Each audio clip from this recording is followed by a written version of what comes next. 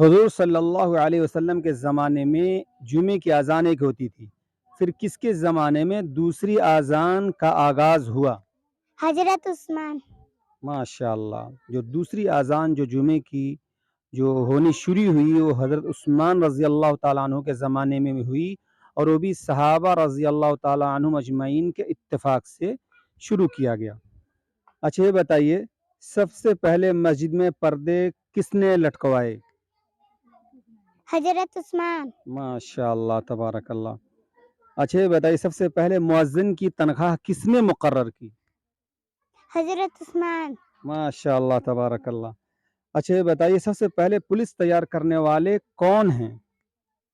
حضرت عثمان۔ ماشاء اللہ تبارک اللہ۔ اچھا یہ بتائیے، حضرت عثمان رضی اللہ تعالیٰ عنہ کو کس نے شہید کیا؟ کنانہ بن بشیر۔ ماشاء اللہ، حضرت عثمان رضی اللہ تعالیٰ عنہ کو جس نے شہید کیا تھا وہ کنانہ بن بشیر ہے۔ دوستو، کیا ان سوالوں کے جواب آپ کو معلوم تھے؟ اگر معلوم ہو تو آپ کمنٹ میں لکھ کر کے ہمیں ضرور بتائیے۔ جزاک اللہ خیر۔